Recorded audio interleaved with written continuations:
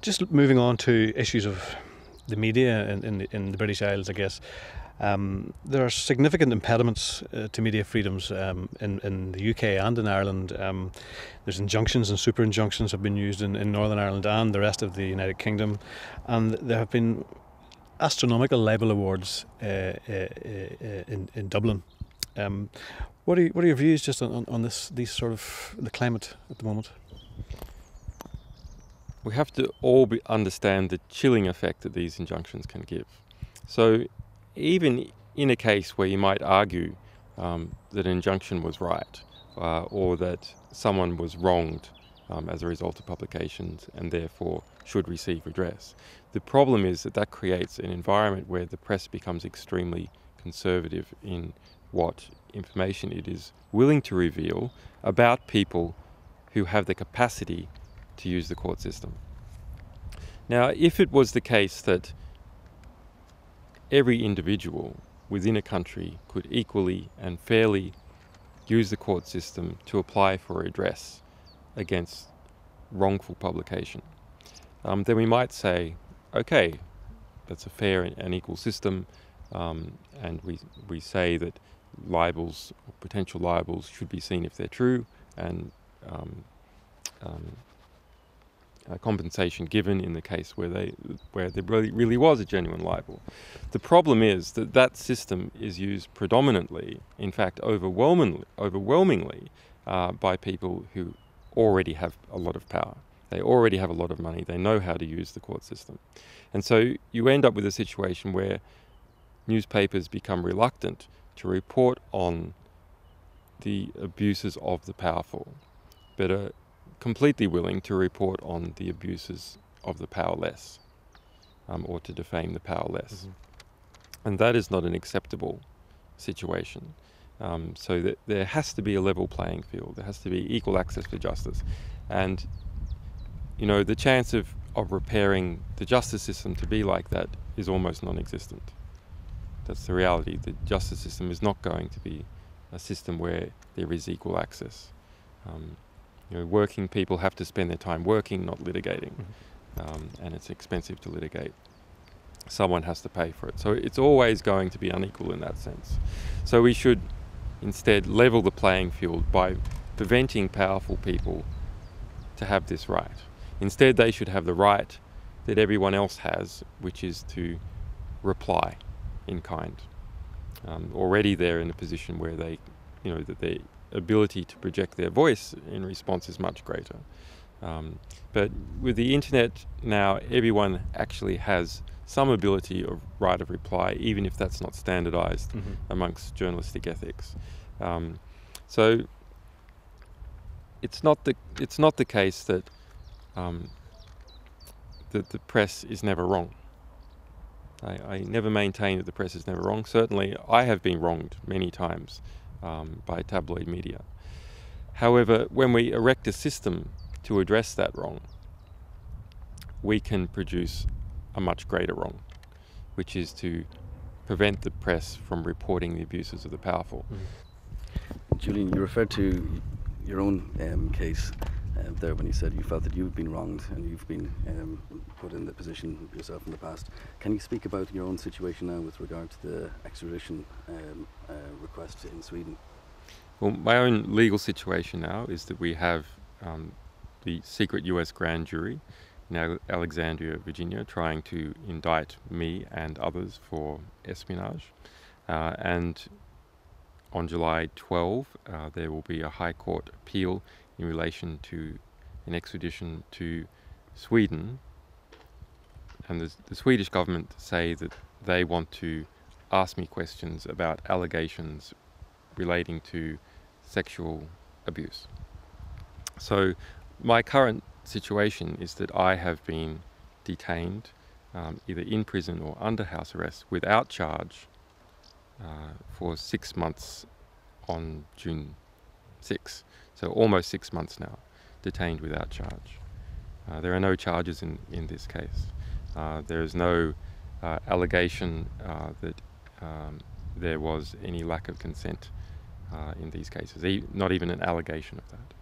Just following from that, do you think yourself that the US would like to eventually extradite you? Yes, there has been statements by senior US officials and politicians that is their intent. Oh, and the statement by the US ambassador to the UK in relation to its extradition of myself to the United States, that they would have to see how the Swedish case went. Similarly, Gates, the Defense Secretary of the United States, when he had heard that I had been detained, smiled and said that that was very good news. Do you feel that the pressure has eased a bit on you, or is it still maintained at the same level?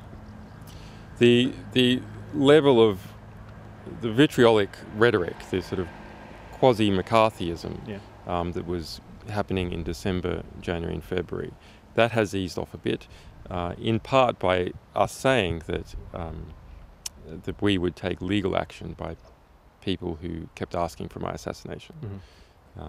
That is incitement to commit murder. And there was a politician who was shot in the United States, a Democratic representative, and around the same time. So that created a bit more awareness in the United States of what incitements to assassinate can do. Just when I was reading about some of the background to WikiLeaks and that, I noticed the Icelandic media initiative, and I guess I'm wondering, Ireland is a small country, not just as small as Iceland, but it's situated on the Atlantic between Asia and America. Would there be scope, in your opinion, for some sort of similar initiative to the Icelandic modern media initiative, freedom of speech and digitisation and things like that for Ireland? Would there be? Well, I think so. Well, I mean, we can look at so why Iceland was good with this is that it is a relatively small political system, relatively small economy. So if the nation decides that it wants to do something, it can do it relatively quickly, and also a notion of independence, that it likes to be independent. So these things are true for Ireland as well. And we can see that if we look at, for example, Irish decisions to increase investment by adopting particular tax rates and so on, that those were a national decision in relation to attracting foreign investment. Of course, that particular decision was a rather crude one, which is we just lower the tax compared to other countries. And if we look at what had happened with other incentives that Ireland has brought up from time to time to attract foreign investment, well, this is like that, except it also has a moral calling. It also has an ethical calling. It's not just about undercutting the tax regimes of other countries. Rather, it's about promoting and strengthening the freedom of speech in Ireland and from the rest of the world, publishing from Ireland. Because of the internet, publishers can publish from any place, and that's going to be increasingly true, where TV stations have to base their content somewhere on the internet. Newspapers have to base their content somewhere on the internet.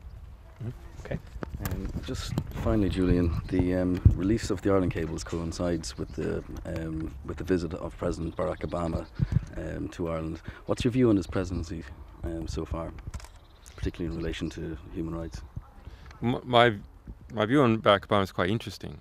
So Barack Obama is someone who doesn't have any family connections to the military intelligence complex in the United States. Doesn't have military connections. Now you would think that would mean that he's not corrupted by that influence, but it sort of the opposite effect has happened. It means that he doesn't understand what all that is about, and he has no handle on it. It's like he is trying to cook a soup, the soup of the United States, and in that soup there's the military-industrial complex is a very big player, and there's oil companies and there's the banking sector. And when he tries to stir it, well, he just doesn't have a spoon. He doesn't have anything to move this. So he is really at the mercy of it. He is like a cork floating in the waves that is pushed around by that big power group, and he merely represents what it does, and he represents its power. So it controls him rather than him controlling it, and that's I think his his biggest failing. Well, And as a leader, he has made compromise a virtue. So there are many different ways to lead. He says that compromise is the end game. The end result you want is compromise, and that I believe that is wrong. I think that is simply a method to get to a particular end state, and he seems to have confused the method and the goal. So he simply balances the forces around him and then represents it. So he's not going to change any underlying system because he's just compromising these forces. And will the death of Osama bin Laden change any of that, do you think, and give him some traction within that military intelligence complex? No, I don't think it will. You heard in his immediate response to the death of Osama bin Laden, taking credit for it in a way that wasn't quite gentlemanly, but also saying the fight goes on immediately. So if you were trying to wind down operations, you would say this is the end of a chapter. Finally, the end of a chapter. And we can go on to do different things. No, he felt that he had to appeal to that military intelligence base by saying, don't worry, we're not going to cut off the money. It's all going to go on, it's going to continue.